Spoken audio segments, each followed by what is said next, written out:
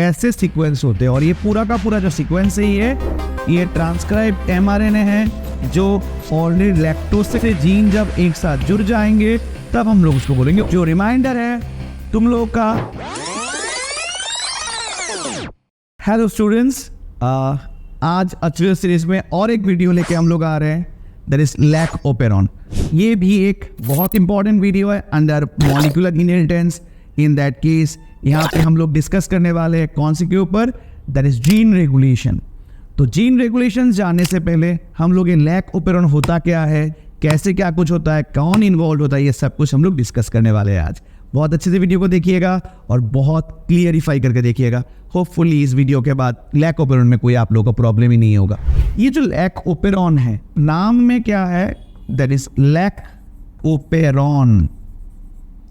Usually ये lac operon वाला concept कैसे आया? Lac over here it stands for lactose, मतलब लैक्टोज डिपेंडेंट कंडीशन है, और ओपेरॉन मतलब नंबर ऑफ जीन्स जब एक साथ जुड़ जाते हैं, that is number of genes. बहुत से जीन जब एक साथ जुड़ जाएंगे तब हम लोग उसको बोलेंगे ओपेरॉन। अभी ये लैक्टोज जो है usually it is a disaccharide, it's a disaccharide जो किससे बनते हैं, ग्लूकोज प्लस गैलेक्टोज से। क्लियर? मदर्स मिल्क में लैक्टोज का अमाउंट बहुत ज़्यादा होता है, इसलिए बच्चे लोग बहुत अच्छा नरिशमेंट लेते हैं। Anyway that will talk in later topic, lac operon.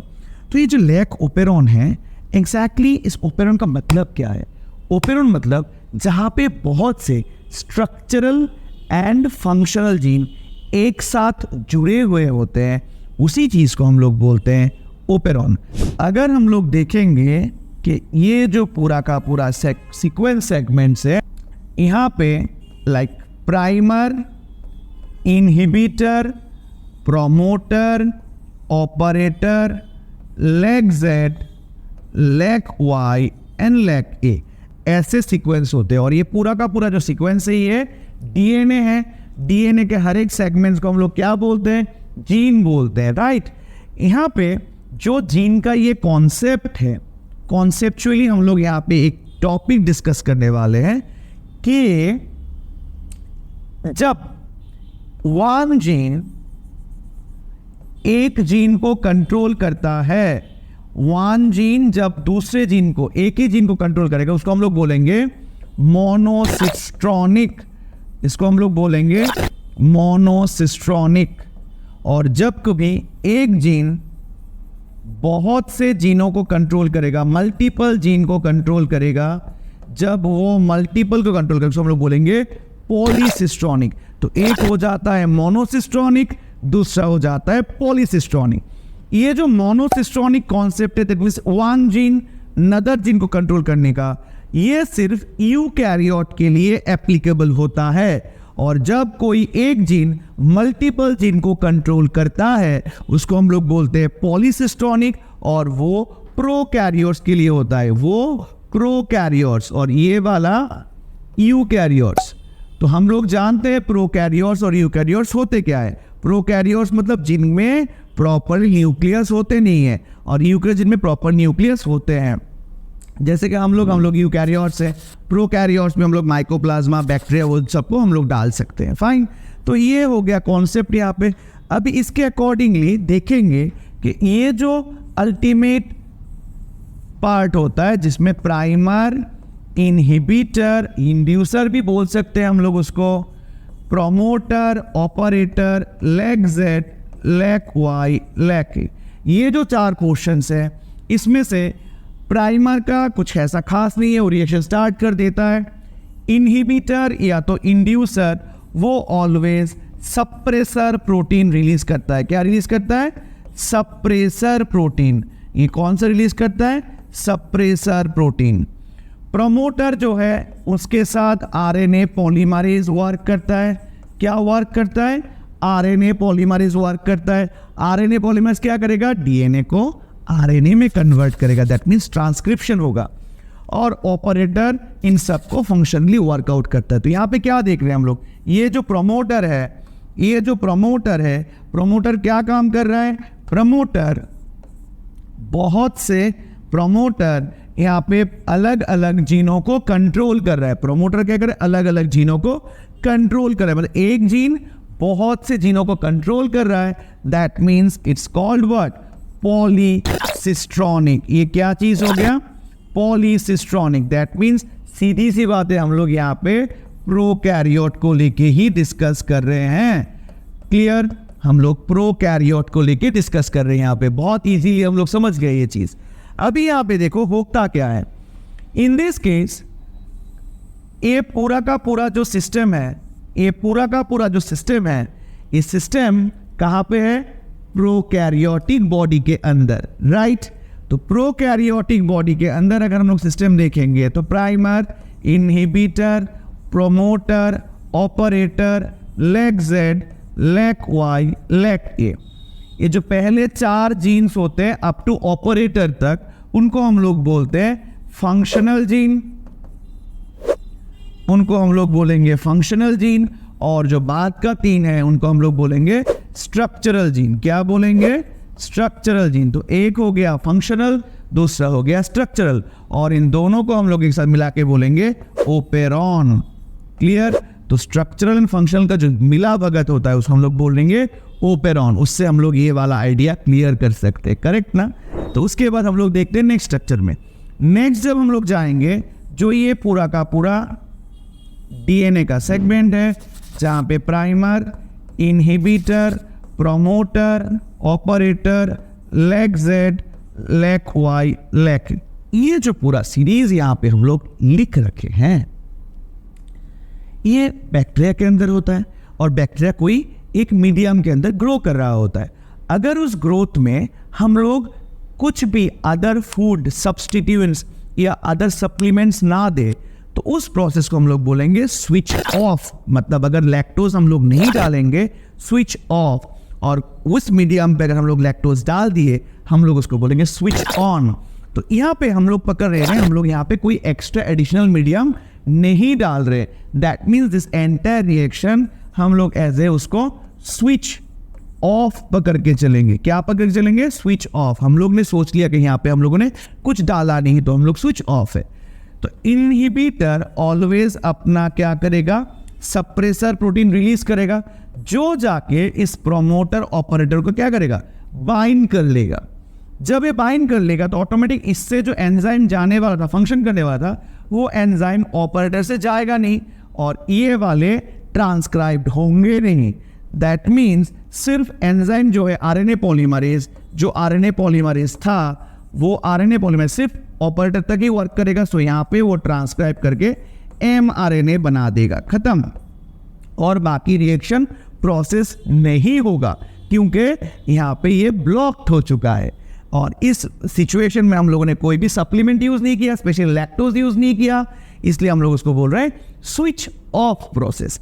Same accordingly अगर हम लोग देख रहे हैं कि ये वाला सिचुएशन जहां पे हम लोग यहाँ पे primer, inhibitor, promoter, operator, lac Z, lac Y, lac ये लिख चुके हैं, यहाँ पे अगर हम लोग यहाँ पे लैक्टोज को ऐड करते हैं, तब हम लोग लिखेंगे उसको स्विच ऑन। तो लैक्टोज को ऐड कर दिए तो स्विच ऑन। तब क्या होगा, यहां से जो प्राइमर इनहिबिटर से जो ये सप्रेसर या तो रिप्रेसर प्रोटीन रिलीज होगा, ये ऑटोमेटिकली लैक्टोज से क्या होगा, ब्लॉक हो जाएगा। लैक्टोज को यहां से, ये जो डॉटेड पार्टिकल है ये सब कुछ क्या है, लैक्टोज है। तो लैक्टोज से यहां पे ये बंद हो जाएंगे, तो ये जाके प्रोमोटर ऑपरेटर के साथ काम नहीं कर पाएगा, यहां पे ब्लॉक नहीं करेगा। सो दैट इस प्राइमर से जो एंजाइम था आरएनए पॉलीमरेज, यहां से जो एंजाइम था आरएनए पॉलीमरेज, वो ऑपरेटर से जाके इन हर किसी को ट्रांसक्राइब करेगा।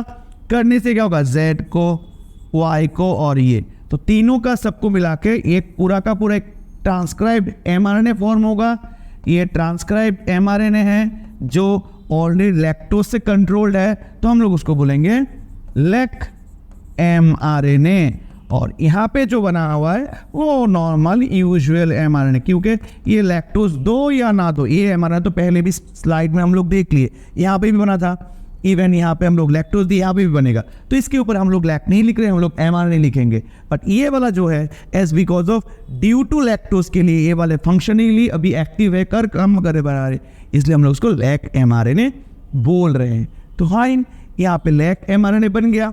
अभी यहाँ पे जब लैक mRNA बनेगा, ऑब्वियस वे में हर एक जीन से अपने अपने एंजाइम्स ट्रांसक्राइब्ड होंगे, हर एक जीन से अपने अपने एंजाइम्स ट्रांसक्राइब्ड होंगे, क्योंकि हम लोगों को पता है एक कॉन्सेप्ट बायोमोलिक्यूल्स में हम लोग देखे थे, one gene one enzyme concept. क्या देखे थे हम लोगों ने?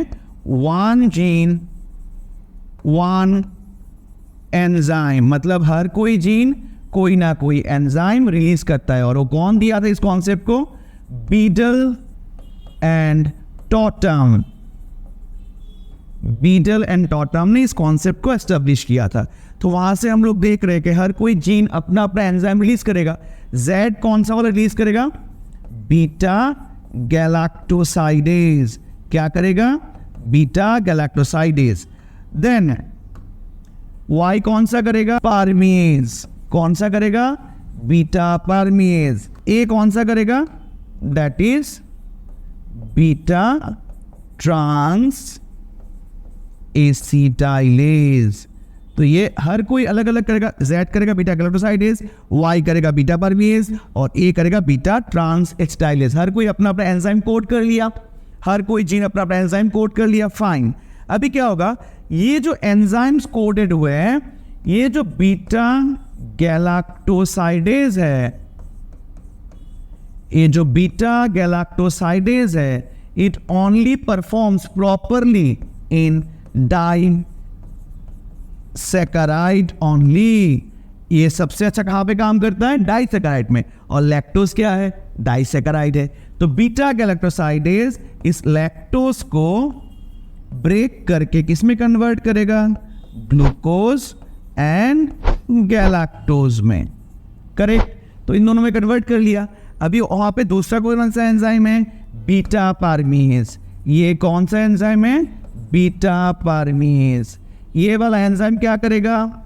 इस ग्लूकोज को बैक्टीरियल बॉडी के अंदर उसका जो परमिएबिलिटी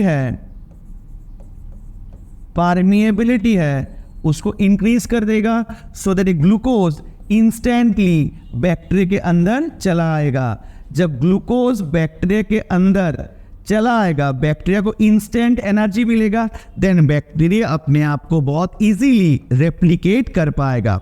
बीटा ट्रांस एसिटाइलेज जो ए से निकलता है, अभी तक वो वाला एंजाइम का फंक्शन डिस्क्राइब नहीं है, बट फिर भी ये सोचा जाता है कि वो भी बीटा पारमीज के साथ ही ग्लूकोज को अब इनटेक करने में, मतलब बैक्टीरिया के बॉडी में इंसर्ट करने में हेल्प करता है। इस अकॉर्डिंगली हम लोग देखें कि एक जीन दूसरे जीन को कैसे कंट्रोल करके ये पूरे के पूरे फंक्शन को जीनल कंडीशंस में सबवर्ट उनको मेंटेन करते। ये जो अल्टीमेट मेंटेनेशन है एक जीन से दूसरे जीन को कंट्रोल करने का, इसी को ही हम लोग बोलते हैं जीन रेगुलेशन, जो लैक ऑपरेंस से हम लोग बहुत क्लियरली डिफाइन कर सकते हैं।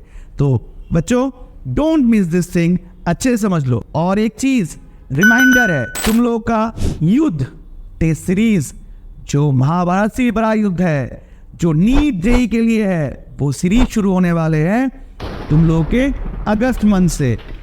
तो जो लोग 12th के लिए हो, जो लोग रिपीट कर रहे हो, ड्रॉपर्स हो, उनके लिए वो यूथ सीरीज शुरू होने वाला है।